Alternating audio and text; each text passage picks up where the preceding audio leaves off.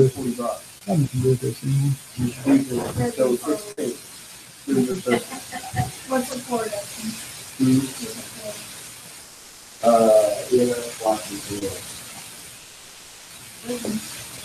Yeah, just go get a PO. PO, take that all to Brittany, and then tell her you'll need a check. She'll get a check made, give it to you, and then you guys do it certified. Certified. Oh man, look at there's that trailer house. Alright, I'm gonna share my screen. You guys might want to turn those lights off above me.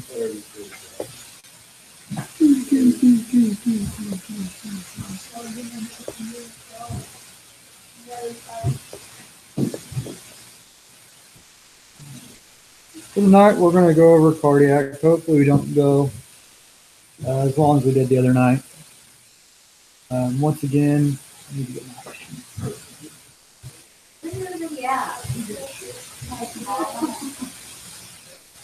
answer. Maybe, I don't know.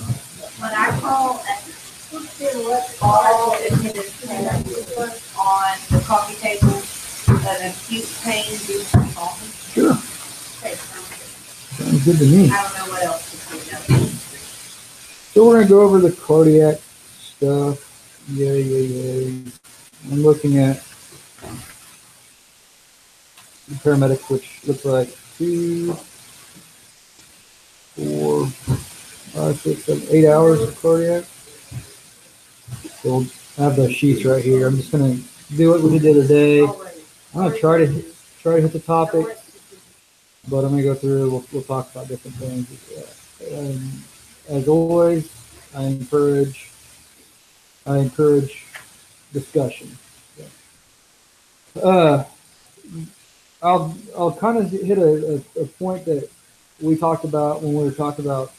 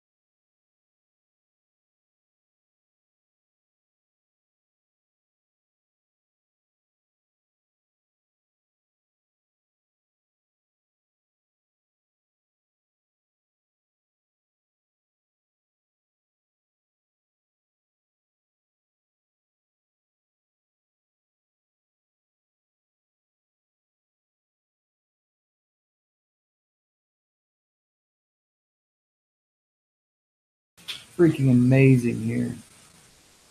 This is. I don't know. I've been told it is. I was told AT&T actually ran a T1 line that comes here and only here. I don't know. So, oh, there's Sabrina. Hey, thanks for the heads up that I lost you there for a second. I don't know what's going on with our internet. It's terrible. So, you got. Hey, Sabrina? Do you guys have a hypothermia protocol for ROSC? Yes. Okay. Can you talk? Mostly. Huh? The hospital. Oh, at the hospital. It's usually. What is? Once we get Ross and get maintain pressure, even not blood pressure,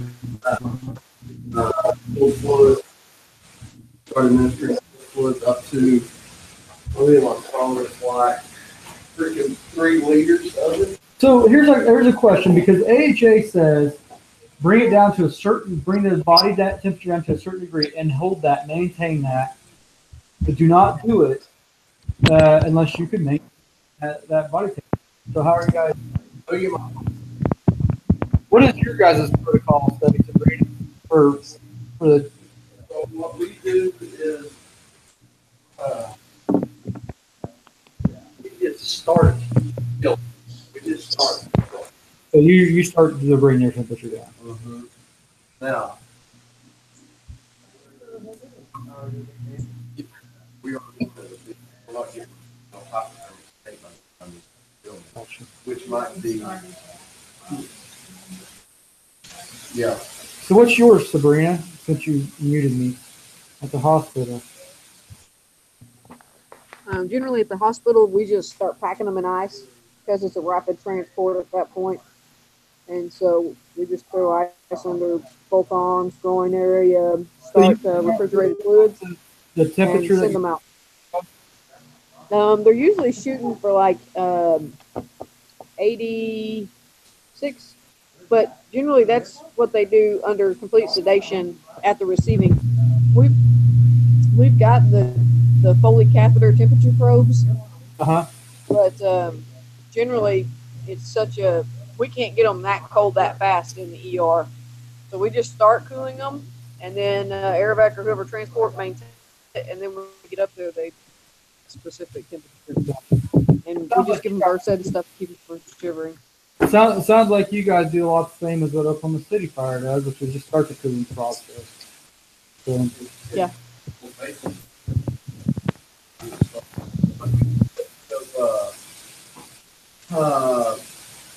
Versed and Sentinel and something like that. Even if we bring them back and they're still unresponsive with a pulse, if you can figure out and have enough pressure and that to give it, they recommend you give it because it's kind of apparently the cold, freezing cold, IV fluid going through your rush coursing through your veins. All right, so I looked at that. So I want to talk about some things that I've seen as a EMS director here, and now that I'm going out, which is I feel like this service lacks an understanding of when they should do 12 leading EKGs. We talk about 12 leading EKGs, and then all of a sudden they're wanting to either throw a 4 lead on every single patient they come across, which at the basic level to me is a waste of your time because you can't read it anyway, or they don't understand when to do a 12 lead EKG. So what we're looking at with 12 lead EKG is we're looking at the electrical pathways of the heart. We're watching it go through. So we're using this 12 lead EKG to see if they have what they call ST elevation myocardial infarction, a big bad heart attack. All right. Just because we don't see it on a 12 lead EKG does not mean that they're not having a heart attack, and that's one thing that I need to get through to you guys. is a little scary whenever she says, "Oh, I did a 12 lead and I didn't see anything. You're good to go." No, you're really not good to go. But then we're also running a lot of calls. We're running syncope of unknown etiology. We're running shortness of breath. That really they don't have a history of shortness of breath. And we're running a lot of these types of calls, and we're not running a 12 lead EKG on it. And guys, you don't always have to have chest pain that radiates into your left arm and up into your jaw to be having a heart attack. Sometimes it's, I just don't feel right. It really qualifies for 12 EKG, and sometimes you might get that oh shit moment that they are having. It'll say acute MI suspected to the basic. And so one thing that I think that you guys, as basics, as a slower service should work on is reading your protocols about 12 lead EKGs. You guys have protocols. I highly recommend you guys spin those.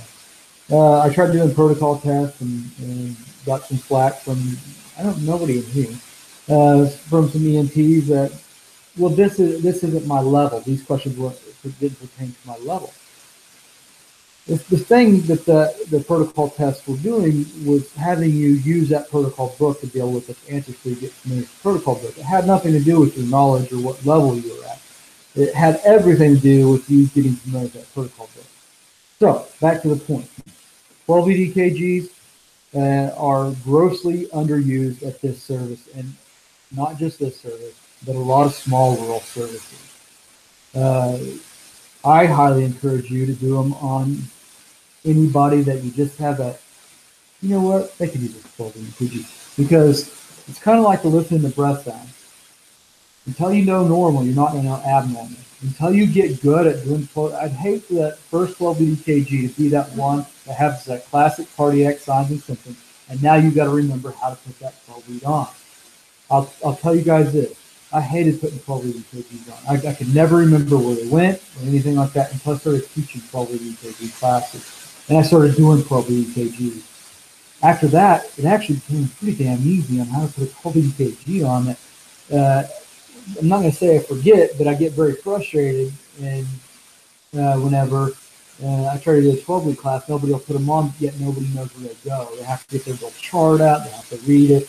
They can't just put it on. And it's something that it's really actually pretty easy to get to a point where you're just putting 12 lead EKGs on. You put a lot on now, don't you?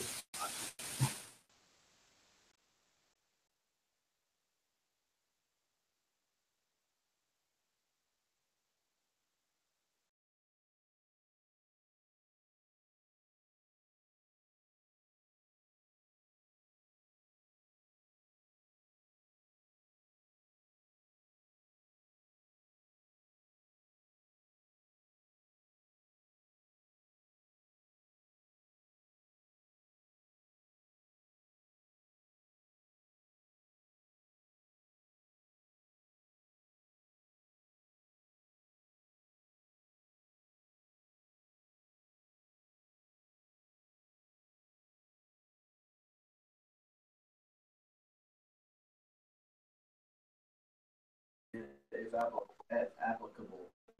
And then it says dash receiving hospital. I'm going to turn my Wi-Fi off, Sabrina, so... it says receiving hospital. I don't know what's going on with my computer, so now I'm using my phone. So, go ahead, Dustin. Sorry about that.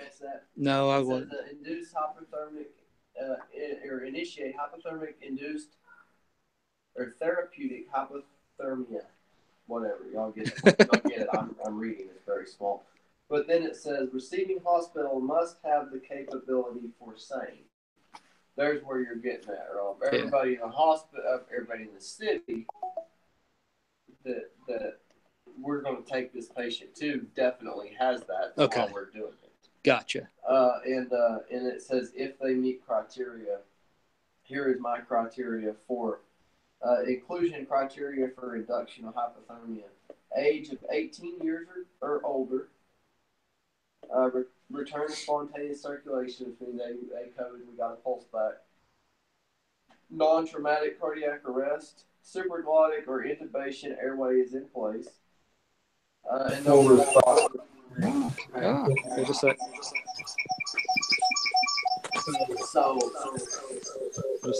There we go. Okay, I'm back. Hey Sabrina, just don't leave if I get disconnected. No purposeful response to pain means they're definitely unresponsive. You try that. If obviously, if somebody, the guy that was, where they shocked him with the AED, then he wakes up. That's not, he's not going to meet that criteria. And then it says, if you see the patient shivering, then we need to give them some stuff if they're allowed.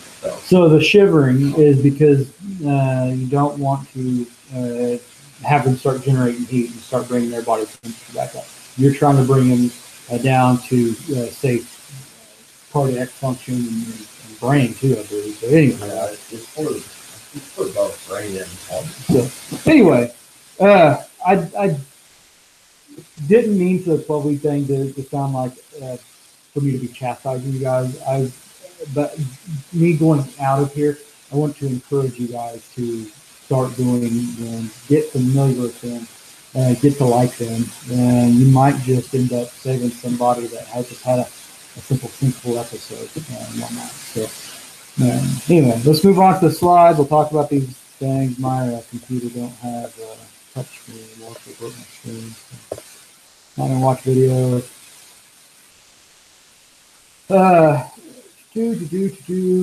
Blood flow through the heart. Basically, you come in on the right atrium with the blood pump. Blood is received from the right atrium from the body, pumped down into the right ventricle, up through the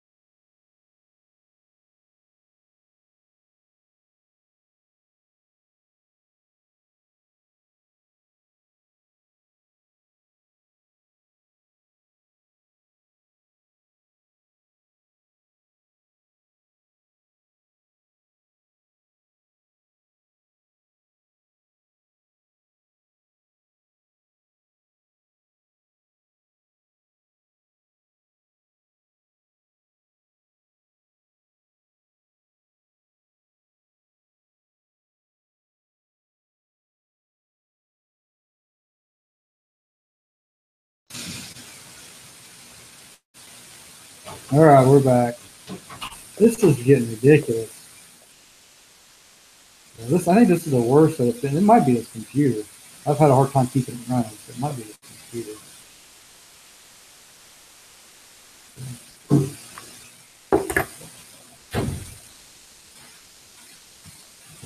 All right. So, how is shock related to the function of the heart and blood vessels?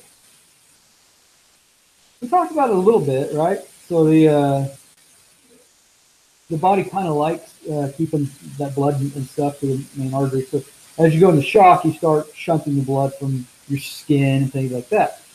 Some things that happen, well, the blood goes down, the body still wants that oxygen, still needs that oxygen. So one thing you're going to see is you're going to see they're going to be anxious.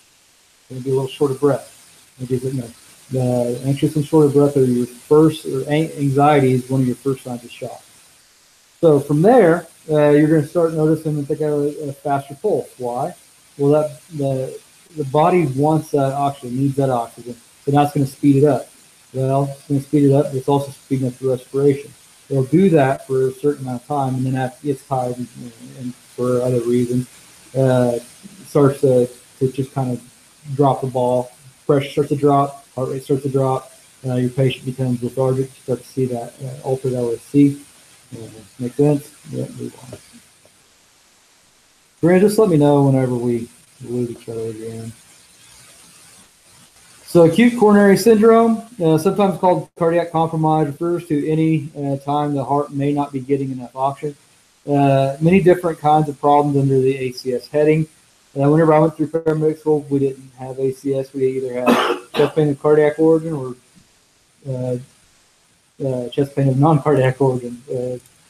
Then you'd also have a heart attack or a silent heart attack, silent MI, the ones that are non-traditional signs and symptoms. Now they have this cool thing called ACS, which kind of encompasses everything. It says that we don't necessarily need to have chest pain to be having a coronary syndrome of some sort, an acute coronary syndrome. Symptoms often mimic non-cardiac condition. Treat all patients with ACS-like signs and symptoms as though they are having a heart problem. Chest pain is best known symptom, can be described as crushing, dull, heavy, or squeezing. I feel like I have an elephant on my chest, that type of thing. That's whenever you need to start thinking that we need to pick up the pace just a little bit. What can we do even at the basic level with these patients? You could give them some diesel. Aspirin. Yeah, you guys have the ability now to do certain things, and aspirin is one of them. I think basics for a long time have been able to give aspirin, but sometimes the chest pain is described only as a pressure or discomfort. Radiates along arms down to upper abdomen or up to jaw. Dyspnea, also found in ACS, may be the only finding in some patients. And that's what I'm trying to tell you guys. You have that patient, I just can't catch my breath today. I don't get it. That should be something for you to clue in on. Ding, ding, ding. We need to take this shortness of breath pretty serious. And typically what you're going to see is they'll tell you they're short of breath or can't catch their breath, but you still have a pretty good O2 stat. You don't have those signs and symptoms of respiratory stress. You don't have the cyanosis around the lips. It's just that feeling they can't catch their breath because that body is becoming, that heart is becoming oxygen deprived or oxygen starved. It's like, hey, I need some more oxygen, so it sends signals to the brain. And so now you have that feeling of respiratory distress. And really, there's nothing wrong with the lungs. We have clear breath sounds in a lot of these patients. So something to think about. That's just your allergies or whatever. So other symptoms: anxiety, feeling of impending doom. None of us like hearing the "I'm going to die." Nausea and pain or discomfort in upper abdomen, so epigastric pain. That cardiac sphincter and the heart are so close to each other that sometimes those signals they're kind of the same. I had a guy one time that he just burped and burped and burped. And he said, last time I did this, I was having a heart attack. So I ran 12 EKG, sure shit, he was having a heart attack. That is just the only sign of burping. So sudden onset of sweating. This isn't the guy that's out running. And sometimes it might be that guy that's out running. especially for a runner. This just doesn't feel the same to me. Take that serious. Investigate that because, typically a runner will know how they feel at certain points in time. And if they know something's not right, you might go ahead and check it out. Don't write off the sudden sweating as they're out running. Abnormal pulse, so they could be tachycardic or bradycardic, and then abnormal blood pressure. Talked about some of those just a second ago. Patient assessment, perform primary assessment, obtain history and physical exam, and use your OPQSP history to get a history of present illness, obtain past medical history, and take baseline vital signs. In fact, to give another outgoing tip, this is what it's going to be. You guys would become 10 times the EMT you are now if you stop making this job harder than it is. Okay? Stop making it harder than it is. Do an OPQSP and a sample history on your medical patient, and you'll become 10 times the EMT you are right now, and the job will be 100 times easier. All right? So many of us don't take the time. We try to outthink that OPQSP and sample history, when really, if we did it, we started with, I'm not saying stop there, but if you started with that, you have that, don't start it and then get off on the tangent. Go through your OPQSP and your sample history, and then ask the other questions that you want that pertain to it. If you do that, all of a sudden you have this big, beautiful story to tell to the receiving ER about this patient. You have all this information to give to them.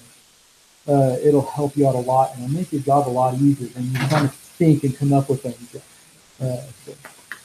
All right? And take a baseline set of vital signs. I always got sick of hearing, well, our monitor took crappy vital signs. Sometimes it did. But you know what? If you take a manual, which you're supposed to in every single patient, your first set of vitals is supposed to be manual, and you compare it to what that monitor says. So maybe you have a big discrepancy there. Well, now you know that your monitor's off, so now you don't have to get all freaked out. Too many times, we had a patient with a blood pressure of 70/40, but everything else that they described to that patient was just a normal patient. Skin warm, pink, and dry. You think you're going to have warm, pink, and dry skin, normal mentation, and all that with a pressure of 70/40? Typically not.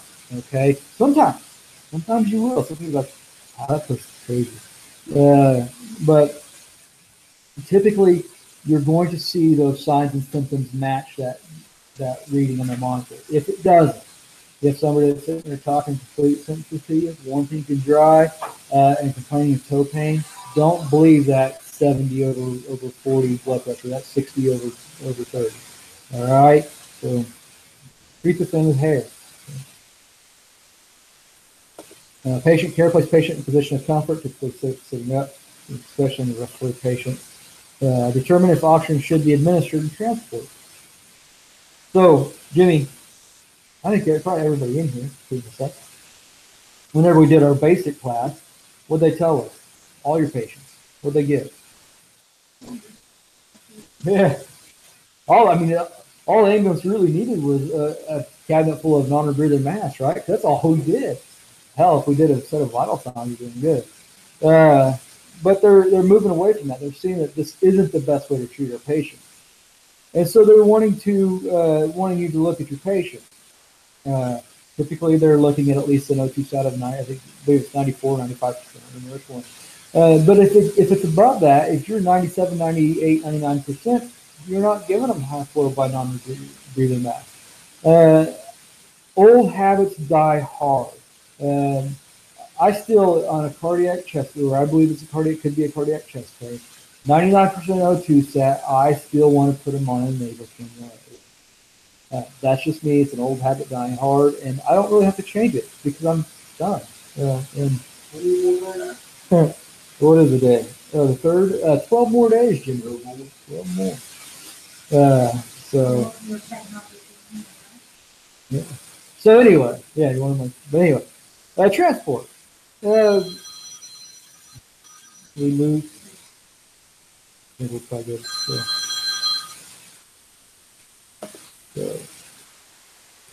So management of acute coronary syndrome. If trained, equipped, and authorized to do so, obtain a 12-lead EKG.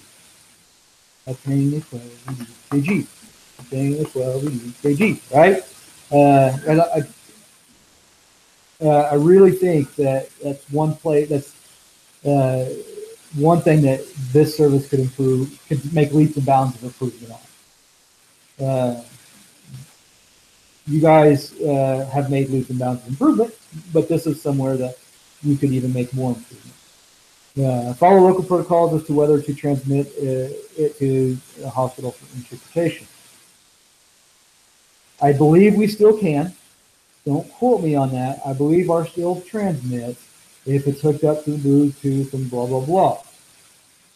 Zoll kind of threw us for a loop about a year ago, but I believe they still transmit. So if they don't, your new director or office manager should be able to take care of that for you. I don't really care to take time and look at it because I'm done. How many days, Jimmy?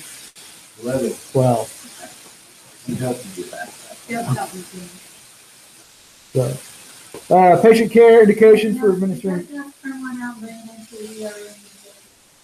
Yeah, indications for administering nitroglycerin.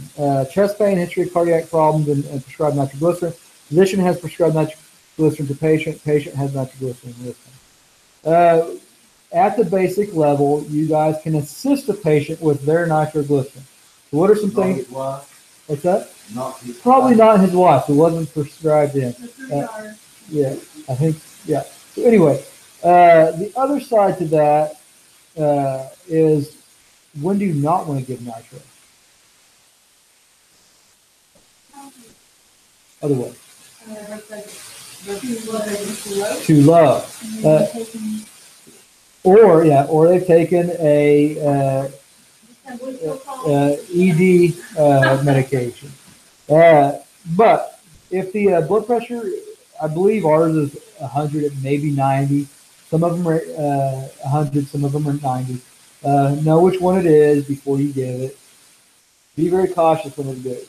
Another thing that you want to look at, maybe I should tell you this, maybe I should, is if they're tachycardic, I would be very cautious of giving that nitroglycerin. You might be dealing with the right side of your eye. You give that nitro, and you might drop the pressure and kill them. So be cautious. Always be cautious with nitro. Sabrina will probably tell you she likes nitroglycerin IV better. Much more control than just a 0.4 sublingual dose of nitro or 1 inch of nitro paste. I always hated that 1 inch nitro paste. But with IV nitro, you have a lot more control. Not something that anybody in here could give. So remember that. You want at least a pressure, and we're going to use 100 tonight. You have at least 100 millimeters of mercury under systolic. Another thing you want to watch for is a huge drop in their pressure after you give it. If you have a huge drop, don't give another one. So indications for administering nitro, systolic blood pressure meets protocol criteria. Patient has not had Viagra or similar drug for erectile dysfunction within 48 to 72 hours. Medical direction authorizes administration of medication. You guys, I believe, read the protocol. Does not say that you have to get authorization. After giving 1 dose of nitroglycerin, repeat dose in 5 minutes if patient experiences no relief or only partial relief. Systolic blood pressure remains greater than 90 to 100 systolic. Medication direction authorized, or medical direction authorizing another dose of medication. Aspirin, chest pain. Patient not allergic to aspirin, no history of asthma. Patient not taking medications to prevent clotting. Do you take aspirin?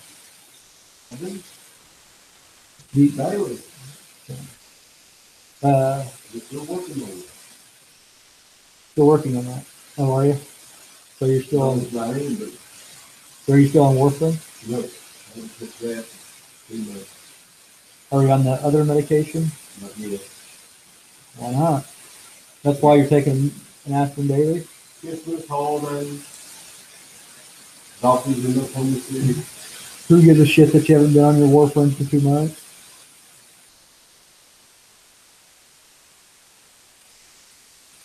No comment. Indications for administration of aspirin. No other contraindication of aspirin. Ability to safely swallow than medical direction. Here's your aspirin. So cause of cardiac conditions. Heart problems caused by a number of disorders affecting condition and function of blood vessels and heart. Conditions that narrow or block arteries of heart.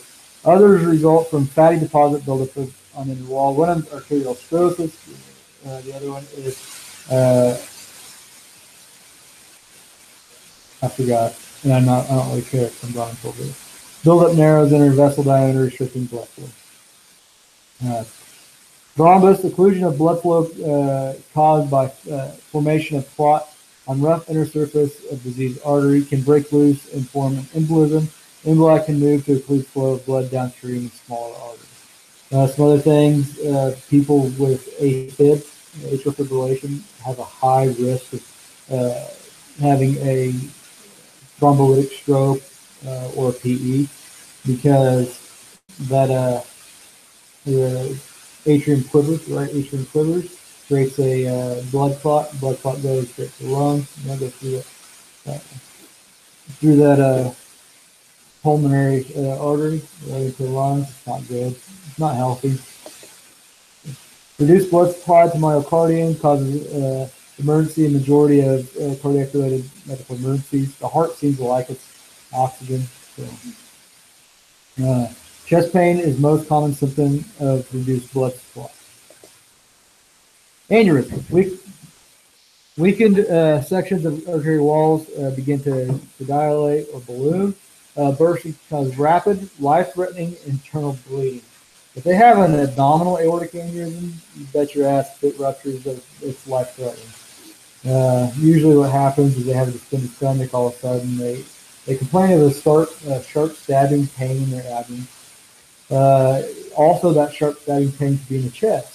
So be careful of that. We tend to write off our sharp stabbing pains in the chest or pleurisy or something like that. But if it ruptures in your abdominal aortic aneurysm ruptures, it's a very large vessel that bleeds out very quickly. So your patient goes from some of them wanting to go have a bowel movement, and I've actually seen hospitals let them go have a bowel movement, and then they go into cardiac arrest. A lot of times that's just the rupturing of the aortic aneurysm. They're sheet white. No amount of CPR is going to get them back, I promise. Oh, no, that's not good. Electrical malfunction of the heart. Malfunction of the heart's electrical system generally results in dysrhythmia. Dysrhythmias include bradycardia, tachycardia, and rhythms that may be present when there's no pulse. It's also called pulseless electrical activity. Mechanical malfunctions, angina pectoris, acute myocardial infarction, and then congestive heart failure. I'm hoping to get more into these. So here's the angina. Chest pain caused by insufficient blood flow to the myocardium. Take it easy. Typically due to narrow artery, secondary coronary artery disease. Pain usually during times of increased myocardial oxygen demand, such as exertion or stress. So gets up to mow the lawn. Oh, chest pain. Gets up to walk and get another beer or cigarette. Oh, I'm having chest pain. You have chest pain? You have another beer or cigarette? Yeah. Not yet. You bring beer? I do when I'm over the yard. Me too.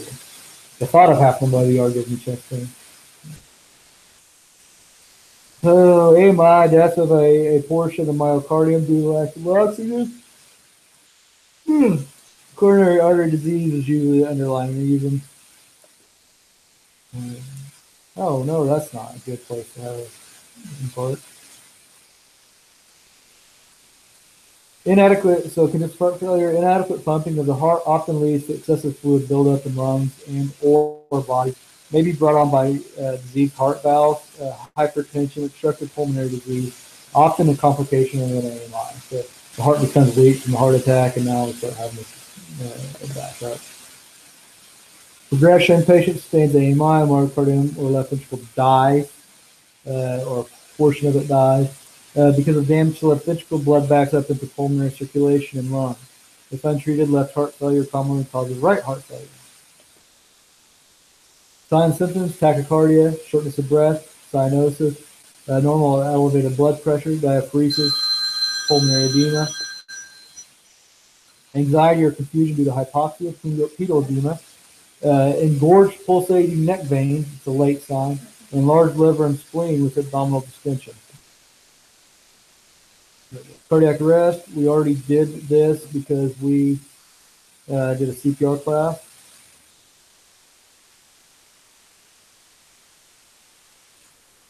It is very important to do high quality CPR. I believe you guys seen the result not too long ago. I don't know who all is on it, but a call out north of town, we won't say the name, had bystander CPR. They did CPR. They got him back, and his Dustin was on the call. There's no way you guys would have got that patient back if high quality bystander CPR hadn't been done. It takes us 10 to 12 minutes to get out there. So, without CPR being done, that person had a very good chance of making it. They didn't make it, but they did make it to Amarillo, but they were trained it. It wasn't because of us, it was because of training it before. The sooner the defibrillator arrives, the more likely the patient will survive. Goodness gracious, cardiac arrest. You guys all should know how to use our AED. Have a very good idea how to use it. If you don't, congratulations, you're the weakest link. They're generally provided by EMT paramedics effective advanced life support. Their response is seen or rendezvous with BLSU and at the hospital. Rapid transport to hospital may be the most time efficient means of obtaining ALS. And there's new studies going on right now that says that on certain calls, like your trauma patients and things like that, so we're trying to do 2 IVs and shit like that, and that the patient is actually better served to be transported as fast as possible. I think we do. I think we do pretty well at that because we typically we have a lot of time. We're going to do it on the way to the hospital. Bring it as clean as doing it on the way to the hospital. Doesn't matter what it is. She's loading up more. Does that mean I want you guys loading up patients and not? No, not at all. You guys need to figure out what's going on or get a story. Go ahead. Get a story what's going on with the patient. Get your sample and OPTRFC history. Fill it down. So you guys need to do that. You need to get your baseline set of vitals. Integrated post-cardiac arrest care, maintaining adequate oxygenation, avoiding hyperventilation. Performing a 12-lead EKG. You don't perform a 12-lead EKG on a patient in cardiac arrest and CPR is in progress. You do, however, once you get them back, then you can perform a 12-lead EKG, despite popular belief around these parts. So determining appropriate destination for patient possibly inducing hypothermia. Important thing that Dustin said, which is part of the reason that we've never gone with it, is you have to make sure that the receiving hospital has those capabilities to continue that. So, like he said, Oklahoma City Fire, every hospital they go to has that capability. Out here, not so much. Sabrina said their goal is just to cool them down to get them shipped off to the city where they have that capability. I don't believe that Elk City has the capability to truly monitor and maintain that. I think Sabrina said 84 degrees is what they're shooting for. That 84 degrees. We tend to either freeze them to death or don't get them cold enough. But they have ways of doing that up in the city.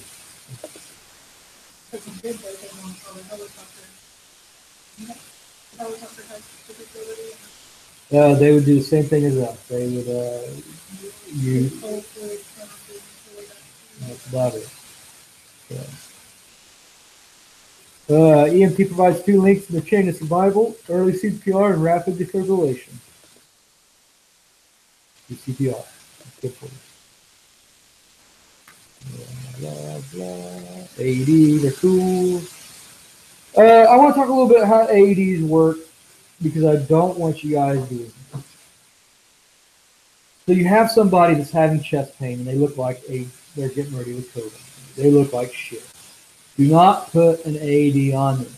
The reason is because the AED detects 2 lethal arrhythmias. One of them is ventricular fibrillation, the other one is ventricular tachycardia. With ventricular tachycardia, you can have a pulse. You could have a person sitting there talking to you in VTAC. A lot of times they look like shit. They have a bad blood pressure. They're sheet white. They're sweating. They probably have some chest pain, and they have that look of death to them. If you put that AED on them, and I know that it says shock patient, press red flashing button, but you might just send them into cardiac arrest when they hear that. But the other one is there are true AEDs out there. You slap it on there, oh my gosh, it sees a VTAC, even though the patient's going to talk to you. Shocking patient in 3, 2, 1, and it's going to deliver the shock. Okay? So, typically what a paramedic will do on a VTAC patient is they'll do a synchronized cardioversion. So they're going to sync that so they shock at the right time. If they don't, they create what's called an on-T phenomenon, and basically completely eliminate the ability to shock that patient out of that rhythm. So if they hit it at the wrong spot. So they do a synchronized cardioversion on this patient. So do not put your pads on a patient that's sitting there talking to you unless you're a paramedic. Then you can't because you're getting a synchronized cardioversion.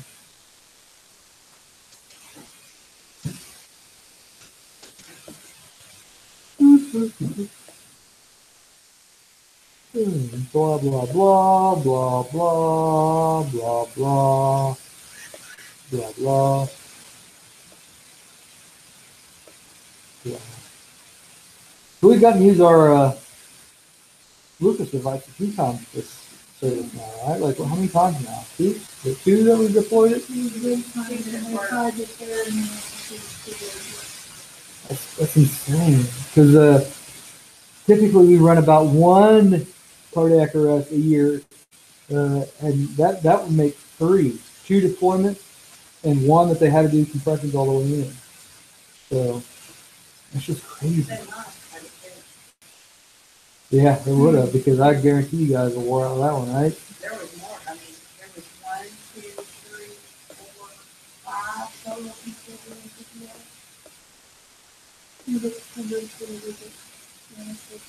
I don't believe so.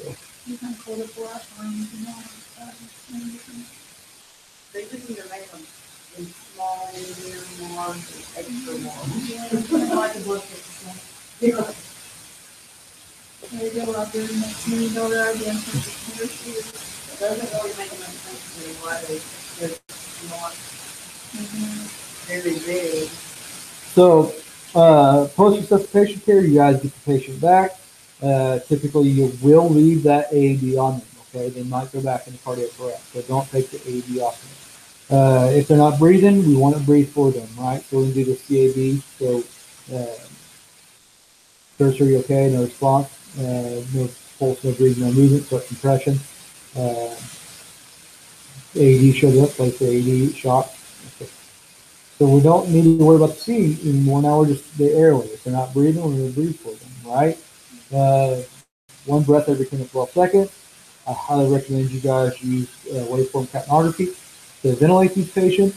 Does a couple things for you. 1, you see almost instantly if that end-tidal CO2 drops down, check for pulse. You probably just lost pulse. And the other one is it helps you determine your rate. We're trying to keep it between 35 and 45, right? Look at this. So adjust amount to no more on oxygen. Adjust amount no more than what is necessary to achieve oxygen saturation 94%. So we're not trying to get it up to 99%. We just want to get it to 94%, right?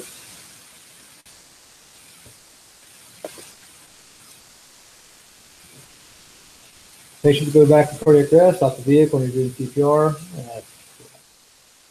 Have someone else start CPR if the AED is not immediately ready. Analyze rhythm as soon as possible. Deliver shock indicated. Continue with 2 shocks separated by 2 minutes. Oh wow, 2 shocks separated by 2 minutes, 5 seconds.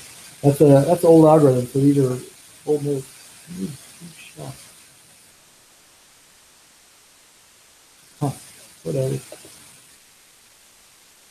Basically, what you're going to do is you're going to put the 80 on them. It's going to say analyzing patient, assess patient, shock advised, and press this flashing button, shock the patient, and then you're going to go right into compression. It may tell you continue compression. You're going to do that CPR for 2 minutes. At that 2 minutes, come back on, analyzing patient, don't touch patient, shock advised, or no shock advised.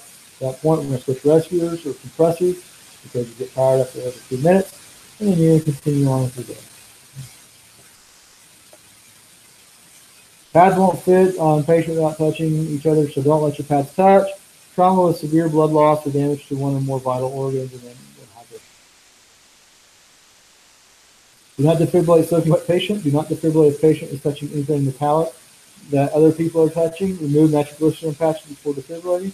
Verbally and visually clear patient before defibrillating. That's important. What do you got? I'm clear, you're clear, we're all clear. Or are you like, or are you going, hey, I'm done with you. So it looks like he's saying, doesn't it? And she's like, oh, yeah, then get out of here. I'm tired. They're having a fight right there. That dead guy. Implants and surgery. Defibrillation can be performed on patients with an implanted device. Position defibrillation pad on patient's chest to avoid contact with the device. We're just going to defer the shot. Blah, blah, blah, blah, blah. Hey, wait, mechanical CPR device. Oh, no. Good. Yeah, so mechanical devices assist EMTs to provide high quality compression. Using the Lucas CPR device, stop CPR just long enough to put the Lucas base plate under the patient, apply stabilizing straps before moving the patient. Upon termination of arrest or return of spontaneous circulation, power down. Using the auto pulse, same concept. Align the patient auto pulse platform, provide bag mask ventilation at a rate of 2 ventilations every 30 compressions. After 2 minutes of CPR, reassess for pulse and or shockable rhythm. Terminating resuscitation. This is something that we, at the basic level, really don't do very often here. But one, obviously, spontaneous circulation occurs. You don't want to continue doing CPR. Right? Then provide rescue breathing as needed, and then spontaneous circulation or breathing occur. And then another trained rescue can take over for you. So once you start resuscitation, you must continue until you turn care of the patient over to a person with higher level of training. You're too exhausted to continue. You receive a no resuscitation order from the physician or authority per local protocol. And so sometimes we'll see them, they're sort of fresh, they look better in bed. And so we'll go ahead and start. I'll say, Vicky, start your compression. I believe we did this on one of them. I step outside and I call the receiving facility. Now, if we walk in and they look better in bed and they're a little stiff, we're not going to even start. Right? So that's signs not compatible with one. If they haven't quite stiffened up yet, heck, maybe they're still even a little warm, but they have that dependent lividity or remodeling, any of that, or we've attempted the resuscitation for a certain amount of time without any response. With a paramedic, I'll have somebody continue compression. I'll go out and I'll get ordered.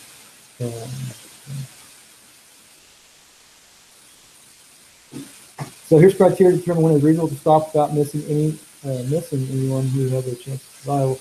Arrest not witnessed by EMS personnel or first responders. No return of spontaneous circulation after three rounds of CPR and rhythm checks within AED. 80 did not detect a shockable rhythm and did not deliver any shock.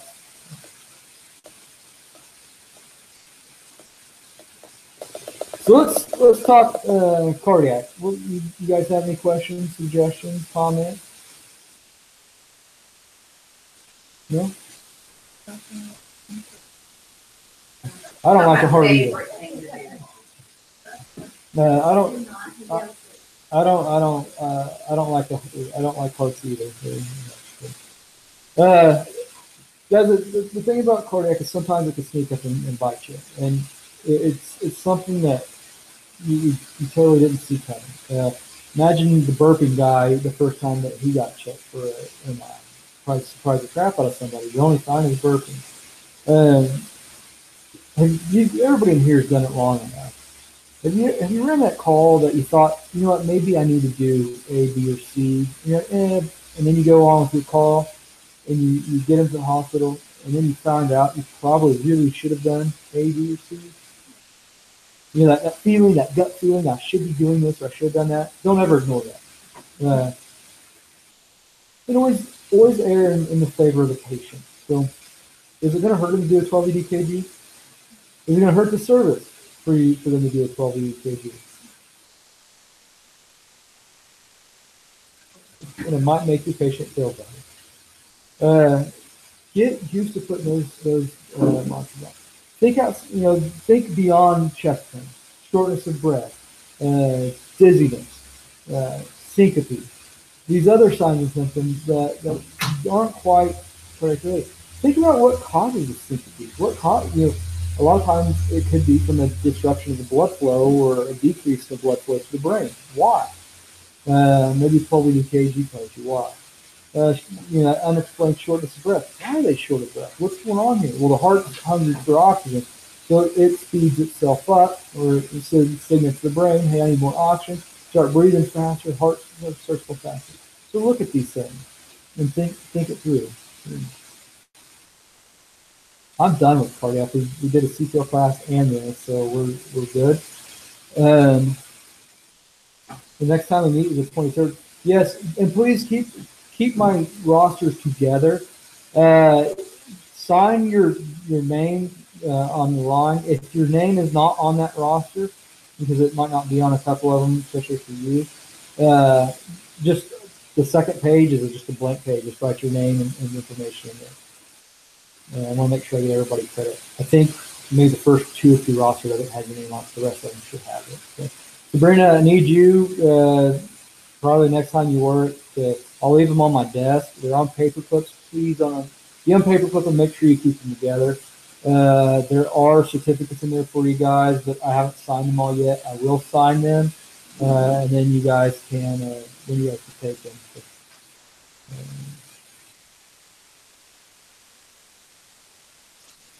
Sabrina, do you have anything to talk about with cardiac that you've seen flying that kind of interesting, or you're muted if you're trying to talk to me? I'm going to unmute you. That better? Yeah. Okay. No, I didn't have anything specific. No, it's left over. You're good. You got anything that you guys like to see us do whenever you come get a patient from us, even at the basic level? I think that everybody does a pretty good job of like making a list of the patient and their allergies, medicines, and all the history stuff that they can get for us. The OPQRST and sample history. Yeah, that is a huge help when we have that to start with, especially if the patient deteriorates on us. Yeah. All right. She said you guys, she contradicted me. She said you guys do a pretty good job at OPQRST and sample history. So, but she said that's a great help whenever they show up and they're taking patients. Well, I'm glad somebody appreciates the work we do around here. I don't. All right, well, I'm done, Sabrina, so have a good night. Okay. All right, good night.